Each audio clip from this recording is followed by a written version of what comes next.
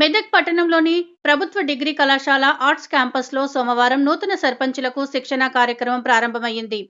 ఈ కార్యక్రమాన్ని జిల్లా కలెక్టర్ రాహుల్ రాజ్ ప్రారంభించారు. ఈ సందర్భంగా వారు మాట్లాడుతూ, శిక్షణ కార్యక్రమం వల్ల సర్పంచులకు తమ బాధ్యతలు, అధికారాలపై అవగాహన వస్తుందన్నారు. తద్వారా గ్రామాలను ఆదర్శంగా తీర్చిదిద్దుతారని, ప్రజలకు మంచి పరిపాలన అందించగలుగుతారని అన్నారు. ఈ శిక్షణ తరగతులు నేటి నుంచి వచ్చే నెల 21 వరకు కొనసాగుతాయన్నారు.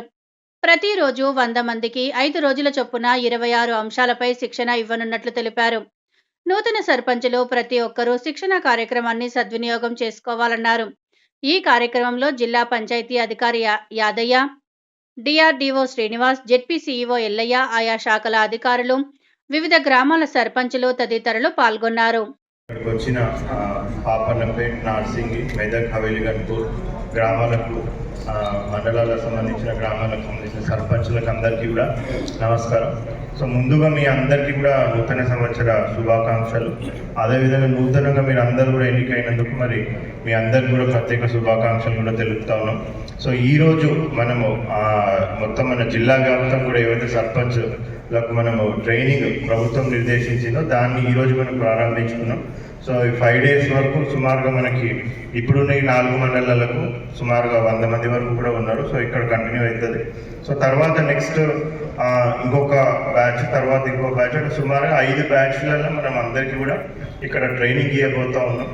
సో నా రిక్వెస్ట్ ఏంటంటే అందరికీ కూడా సో ఈ ట్రైనింగ్లో చెప్పేది, సో కొద్దిమంది ఆల్రెడీ ఇంతకుముందు కూడా సర్పంచ్లు అయ్యి ఉండొచ్చు. సో వాళ్ళకి ఆల్రెడీ ఎక్స్పీరియన్స్ ఉంది కాబట్టి వాళ్ళకి అంతా కూడా తెలిసి ఉండొచ్చు.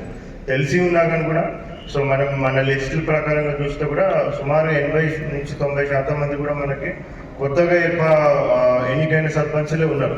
వార్డు మెంబర్లు కూడా చూస్తే కూడా 80% మంది కూడా కొత్తగా ఎన్నికైన వార్డు మెంబర్స్ ఉన్నారు. సో చాలామంది కూడా తెలిసినా కానీ కూడా మనకి ఎంత కూడా తెలుసుకోవాల్సిన అవసరం ఉంటుంది. ఇప్పుడు మేము ఎలక్షన్ ఇప్పటికే 5-6 సార్లు మేము ఎలక్షన్, అసెంబ్లీ, పార్లమెంట్ ఇవన్నీ ఎన్ని చేసినా కానీ కూడా మళ్ళీ మాకు కొత్తగానే అనిపిస్తుంది ఎలక్షన్. సో మళ్ళీ అది ఎలక్షన్ స్టార్ట్ అవుతుందంటే మళ్ళీ బుక్కులు అంతా తీసి మళ్ళీ ఒకసారి అంతా కూడా ఆ రూల్స్ ఏంటి, గైడ్ లైన్స్ ఏంటి అవన్నీ మళ్ళీ ఒకసారి చదివి మళ్ళీ మేము ఎలక్షన్కి పోతూ ఉంటాం.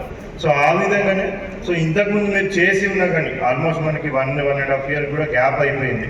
సో ఆ చేసి ఉన్న వాళ్ళు కూడా దయచేసి కొద్దిగా కాన్సన్ట్రేషన్తో సో ఎవరైతే ఏం చెప్తా ఉన్నారో ఇక్కడ మాస్టర్ ట్రైనర్స్, సో అన్నీ కూడా వాళ్ళు ఏ డేకి ఏ రోజుకి ఏమేమి చెప్పాలా, సో శానిటేషన్ మీద కానివ్వండి, ఫండ్స్ మేనేజ్మెంట్ ఏ విధంగా ప్రభుత్వం నుంచి మనకి ఏ టైప్ ఆఫ్ ఫండ్స్ వస్తాయి, సో సెంట్రల్ గవర్నమెంట్ ఫండ్స్ కానివ్వండి, స్టేట్ గవర్నమెంట్ ఫండ్స్ కానివ్వండి, మీ ఓన్ సోర్స్ ఆఫ్ రెవెన్యూ కానివ్వండి, సో దాన్ని ఎక్కువగా ఏ విధంగా పెంచుకోగలుగుతాం అనేసి కానివ్వండి. సో ఇవన్నీ కూడా ఆ ఫండ్ మేనేజ్మెంట్ గురించి, మళ్ళీ గ్రామ సభలు ఏ విధంగా పెట్టాలా, పంచాయతీ తీర్మానాలు ఏ విధంగా చేయాలా, సో గ్రామ సభ లేకపోతే పంచాయత్ మీటింగ్ సో ఏ విధంగా పెట్టాలా, అవన్నీ కూడా మొత్తం కూడా వాళ్ళు డీటెయిల్గా చెప్పడం జరుగుతుంది. పంచాయతీ మీటింగ్ కూడా మనం చూస్తూ ఉంటాం.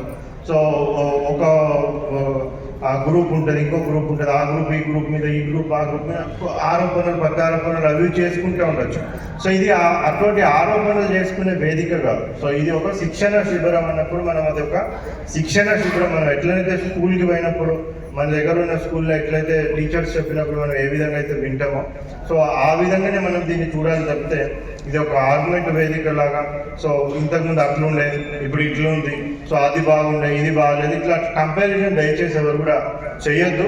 సో మనం ఏదైతే చెప్తా ఉన్నామో అది విని మనం ఇంకా కూడా మంచిగా చేయడానికి కూడా మనము చూడాల్సిన అవసరం ఉంటుంది. సో దాని విధంగా కూడా అందరూ కూడా చూడాలనేసి కూడా కోరుకుంటా ఉన్నాను.